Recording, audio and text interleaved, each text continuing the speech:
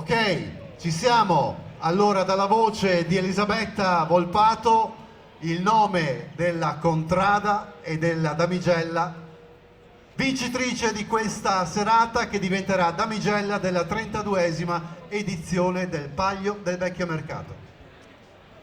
Quest'anno vince la Contrada di Guarda con Giorgia Lazaroni. Contrada di Guarda la Canora, Giorgia Lazaroni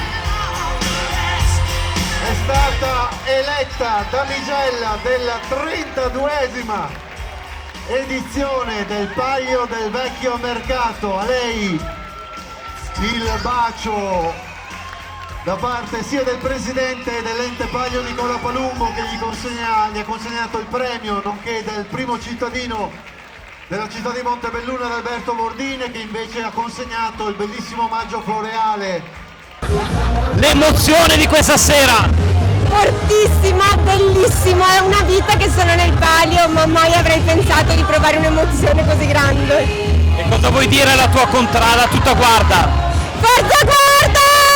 Sindaco, una vera festa di comunità questo Palio, serata d'apertura, tanta gente, grande successo. Assolutamente sì, questa è la festa di Montebelluna, una festa della nostra comunità, una festa ormai storica che ha avuto un successone col botto nonostante il tempo sembrasse poco clemente. E quindi andiamo avanti così, siamo fiduciosi, l'organizzazione è impeccabile, mi preme anche ringraziare non solo l'ente Palio ma anche tutti i volontari che lavorano, sia i volontari della protezione civile, chi lavora dentro al tendone, la polizia locale, le autorità, i carabinieri, ma soprattutto i funzionari del comune e anche la gente che rende possibile il Palio, quindi la gente facente parte delle contrade. Ecco, l'abbiamo visto, una bella serata e soprattutto uno spettacolo, le persone sono rimaste colpite dalle damigelle, dai balli, dalla regia che c'è stata. Assolutamente sì, io vorrei proprio complimentarmi sia con i registi che con l'interprete, perché è stata veramente una serata, sai, dopo anni rischi quasi magari di ripeterti, invece è stata veramente una serata innovativa, divertente e gratificante.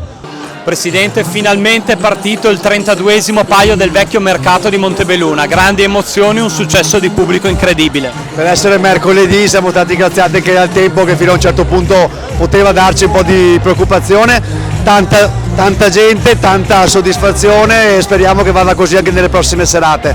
Tantissimi anche i volontari coinvolti in questa edizione, che cosa vuole dire da presidente che ha guidato insomma tutta la squadra in questi mesi e lo farà nei prossimi giorni? Ma un enorme grazie a loro perché ci stanno dando il loro tempo libero e le loro energie, e soprattutto un invito: fate senza paura di sbagliare, perché ogni azione è un'azione in meno che devono fare altri ed è qualcosa in più che uno impara. Siamo veramente contenti di questa squadra, della squadra del Palio e delle contrade tutte.